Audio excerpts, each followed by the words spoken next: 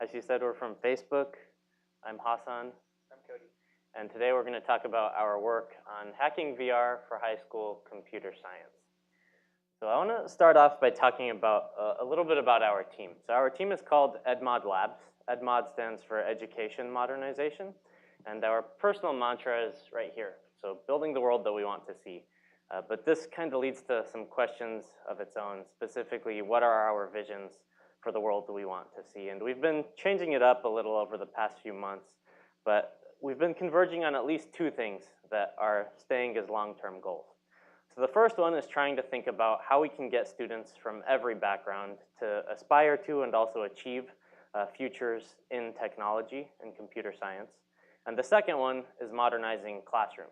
So moving away from the 1800s and earlier models to something that's more modern and accessible to students everywhere. So we think about how can we use Facebook technology to make classrooms more social, to make students connect more, and so on. So in the last 2 to 8 months, we've launched different initiatives in attempt to reach out those visions. So in December, we worked with Arkansas to ship over 250 Rifts to different high schools throughout the state to get students and teachers well acquainted with virtual reality. We sent them projects, experiences, and programs to try. And then this last summer, we piloted something in the California Bay Area where we partnered with schools and also other partners to pilot a VR and storytelling program. So today we're going to be talking about our takeaways from those two initiatives. And we're not really fans of the whole stand and deliver thing. It's not that great of a modern form of education or presentation. So we're just going to bullet through these, and then hopefully at the end you guys have some questions. But if not, we'll just save you some time, and you can go outside to whatever other talks there are. So let's get started with the first one. Success means installs. So we realized this a lot with Arkansas. If you're a product person or if you're really into social good and enacting change in the world, you want results very quickly. But what we realized working with schools is that that's really hard to do. And actually just getting the equipment set up was really huge and also hard to do. So it meant shipping a lot of stuff to the schools. Every state has different processes for this. So there's a lot to be said just for shipment. And then training also varies from school to school and from state to state. So we really focused more on installation for our first year, and we're excited to spice it up with some of our new launches in the coming year. But in the last year, what success looked like for us was a lot like this. So a teacher that is comfortable with some high-tech equipment, specifically VR, and ready to facilitate the use of that in their classroom. A lot of wires. Yeah. Definitely a lot of wires. Great for tripping and also for getting people confused about what's a USB and an HDMI. Things get complicated really quickly. Next up, we've noticed that VR has a design problem and a few serious issues. So one of those issues we all know pretty well, which is that VR is great for the person that's trying it. It's not that great for the people that are watching. This is particularly accentuated in classrooms because you have one Rift or maybe a Vive, something else. Maybe you have 5. It's really rare to see more than that in one class. But you have like 30 or 40 students. What do they do while the other people are trying out VR or an experience? It's a really tough problem. We also realized that VR is not a very inviting technology. A lot of the rhetoric around VR focuses on blowing people's minds, getting them to say, wow, whoa, it's really crazy tech. But it doesn't invite that much curiosity from students. A lot of times they just keep consuming more games and more content rather than asking, how can I build something and how can I get started? So we think that's a design issue because a lot of stuff is shipped as mind-blowing tech rather than something that is accessible to all of us. So I'd love to take more questions on that. This is an image of actually a custom viewer that we created and shipped to some of our schools so that students could put together their own small viewers and then also be invited to create their own projects after that. So happy to talk more about that, but now I'm going to turn it over to Cody for the rest of our takeaways. And one point on that is also everything we do is open source. So that kit and those instructions, that CAD file, we open those all up to the students. So they're invited to download it on their own and then customize it as they see fit. I'm going to talk a little bit more about what students are actually doing with this. This is, I think, a theme of a lot of the education talks I've seen throughout the week, is that getting hardware into classrooms is one thing. Giving students consumption experiences related to education is another thing, but what do we actually do with the platform in a way where they can create? And so focusing on creation over consumption was one of the big goals for us. And so we saw this a lot with the teachers that we worked with, is that they would have things like this. So we have a VR headset, now what do we do with it? And also, how do we enable our students to build with it? Because remember, like Hassan said, only one piece of equipment is in the classroom, and for a class of 30 students, what are the rest of the students doing in that time? And a lot of times the classrooms and the high school environments that we work with might not have additional equipment to work with. So some classes have Chromebooks. Designing or building Unity on a Chromebook isn't really a feasible thing. So we needed something to scale really well. And so we partnered with a company called Visor. So their website is on the bottom right here.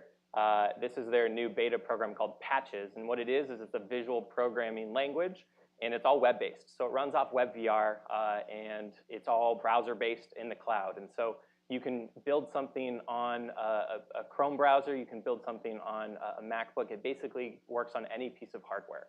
And so Visor was the partner that we went with so that students could actually build their own experiences. And so we worked with a bunch of different schools to kind of pilot this out. And we find that it works really well, is that students actually, even with no coding background and even with no background in any formal computer science, can get involved into this platform and can build VR experiences. And also the cool thing about this is it supports mobile. And so whatever they build, they can actually push to their phones. They can use it with any mobile VR device. And so it scales really, really well. And this is just the interface of what it looks like. So after we unrolled our first Visor experience or experiment, we wanted to look at how can we go further? So how can we actually provide students with more of an activity, more curriculum to actually build something a little bit more like storytelling? We've talked a lot about storytelling this week, about kind of how it plays with VR, what the new challenges are. And this is something that seems really intuitive, and there are a lot of barriers in what VR storytelling is. But the thing is it can be done. And so we pilot tested a program this summer called Tech Summer, which is we worked with Bay Area schools, and to actually give students the skills that they needed to do creative storytelling. And so this is what's called a storycast. So we're calling this a storycast, which is a 3-part VR story. And so students actually build scenes and then add interactivity to them, and then can view them in a headset super fast. And so the mobile headsets that they're using, they can use. You can also use it in an Oculus Rift. It basically works on any platform, and you build it all on the web, in the cloud. And so students that had very little backgrounds in computer science were able to actually build interactive VR stories. And so they learned the creative component, and then they learned the computer science components also of how to construct things. So if you haven't had any experience in an engine before, this is something that students really enjoyed and actually created some really cool stuff with. And so this one, what was this called? Granny, I think? Yeah, this was about a grandma going to Cuba and finding Tupac there, then bringing her back, which actually is a legitimate conspiracy theory. So legitimate in the sense that it is a conspiracy theory that you will find. It might not be true, but... and this is really the great part about allowing students to actually build their own stuff, is that they come up with really amazing things. And so we were really, really impressed and stoked about the things that they put together, which worked really well for the VR medium. And I think the last scene in the story is like they go to space, and like, yeah, Tupac is floating through space with Granny. And that was a pretty powerful scene. Other things that our students got really stoked about is 360 media. So our program is not focused on 360 mainly because we don't really see it as a full bridge into computer science skills. So a lot of what we do is getting students excited about tech literacy in ways that can translate into other types of computer science. And so we want things that map really well to math and logic and help with programming. And so 360 is something we try to stay away from a little bit, but we did give students cameras, and so we use, all of our classes have Ricoh Thetas, so they can actually build 360 media. And this is something they really love. And so building what we call mixed reality experiences, where they use this and overlay other types of computer graphics on top of it, is stuff that they love to do. And our last takeaway is what we're really focusing on for our next year and our rollout for even more schools, is that in order to incentivize teachers and get them also on board, is that there needs to be some mapping that's done with curriculum. And so this varies from state to state. So Arkansas in particular has very different approaches to how another state maps their curriculum. And so we've been focusing on adapting it to them in a way that, that makes sense. And so we worked with a couple of other third parties for this. So Quality Matters is one Digital Promise is another. So these are our partners that we're working with to make sure that the lessons that we're providing actually do map to other types of standards. And so this is something we're continuing to do with other programs. And so whether it means getting a Unity certified degree or other types of incentive for the students and the teachers is something that matters a lot. Do you want to recap? Yeah, so I mean, that's the recap of everything that we talked about. Would actually love to just jump to questions if you guys have any, or if there's anything you want to talk about. Looks like we have about 3 minutes left. And you can get in touch. Yeah, if you want stuff at your high school or have more questions that we don't get through, there's our contact info. I think it's all in back there.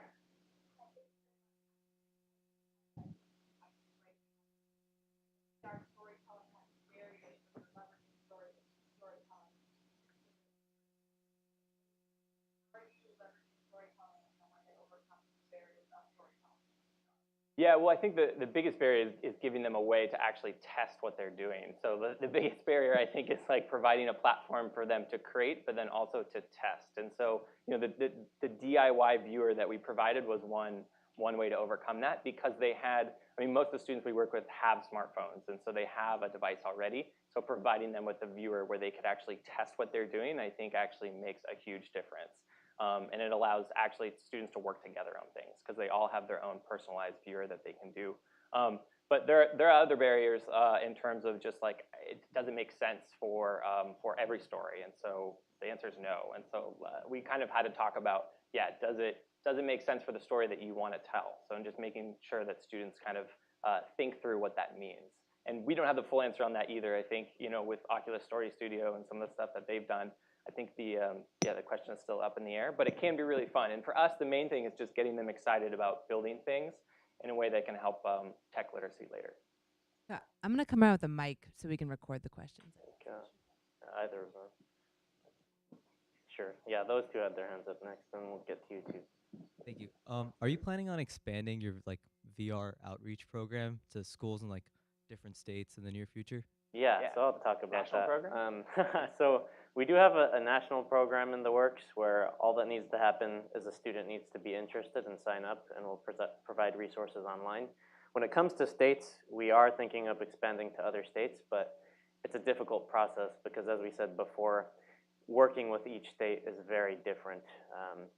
Arkansas welcomed us with open arms. Other states are not so enthusiastic to have companies come in and start working with high schools.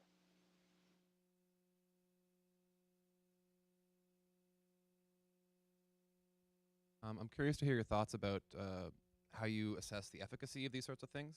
This is something we faced at IBM Research of like, it's possible that learning something on a flat blackboard makes you better at a paper and pencil true-false test than learning in VR does. So how do you actually show that it works? Yeah. Well, first time around with the launch of everything in Arkansas, and even with the pilot, it was just focused on getting students to create.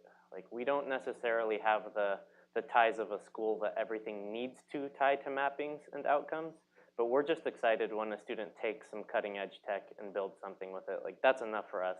But on top of it, like Cody was talking about, we're working on curriculum mappings this year, and we'll see how that goes. We haven't actually tested it out yet, but we're developing all of it right now. Yeah, I think we don't know if it is better as a learning platform. I think you know, the expectation in a lot of VR talks is that it's much better for learning, but I think it isn't always. And so we just haven't run any kind of formalized assessment on that yet. And we're really just focusing on scaling out at least the infrastructure to allow access to some of these equipments. And then yeah, I think when we start really heavily mapping curriculum in CS, making sure that like VR is a good fit for some of that. And I think the answer is that it won't always be. Yeah. Two up here. She was next. Hi. Did you guys create Storycast? That's the first We question. did, yeah. That was a dumb name I came up with. It just kind of stuck. Yeah, that's a new, I guess, format that we just found lowered the barriers because it gave students a specific like beginning, middle, and end. And then I guess the difference with it is that they use their voice to kind of lead the viewer through each. So we really wanted students to actually like use their voice to tell their story. And so that's kind of like where the name comes from. This is kind of like a podcast, but it's kind of like an interactive diorama. And so that's kind of where we saw the intersection where students could, without knowing a lot about 3D animation or modeling or some of the really kind of heavy technical parts of game engines, be able to still construct a coherent story. And so voice is a big part of that. How really quickly, how old were the children that have any activity that you did after they experienced VR to kind of like reintroduce them back into reality? Yeah, so I'll take this one really quick, and I think we're getting kicked out after.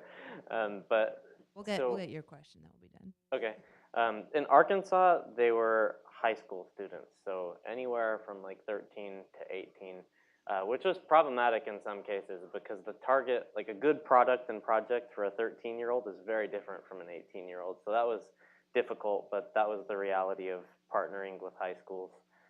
And then for getting people out of reality and back into, or out of virtual reality and back into real reality, nothing specific planned there. We've never really seen that as a need, but if you have ideas around that, it'd be awesome to talk about it. The engine stuff they do with Visor is all outside of VR. So I think learning the visual scripting components of working with the stories and other types of VR work, I think that is all kind of outside of VR, which is nice to compare the two. A couple of things. One, the longitudinal thing. As you get these classes, these cohorts that come through your program, especially for the stars, the people who really get it, who really do stuff, is there some way that they can, 300 schools, they don't know each other, so is there some way that they can form a group and something can happen with them that will take advantage of this wonderful start that they've gotten? And I'm thinking about something in their interest. And then I'm also thinking, what was in this for Facebook? Yeah, so lots of good stuff there. On the first point, really excited about students connecting virtually and having the experience of being across the state or even across the country, maybe even across the world, and in the same virtual space. So there's like Facebook Spaces for that. There are even other products like AltSpace, High Fidelity, lots of different virtual platforms for people to connect and communicate. We're really stoked about those. We didn't do much with it in the past year. Again, we were just focused on installation, but we're excited about the Facebook groups coming though. So yeah. we had two separate actual Facebook groups where all of our either students, there's a student group and then also a teacher group. So those groups, any of our participant schools were able to actually share things, and we saw a lot of really good stuff shared. Yeah. It was like pictures and videos, and teachers were sharing things. Yeah, so teachers could see and they would ask questions like, what are you doing with it in your classroom? And so it just created a community where they could kind of share lessons, and that was really great. I think we're going to try to build that out next year. Yeah, and some other platforms too. So there's a lot of really good examples of that happening well. And just a quick answer on what's in it for Facebook. I think there's a lot, but one of the ones that gets our team most excited is content creation.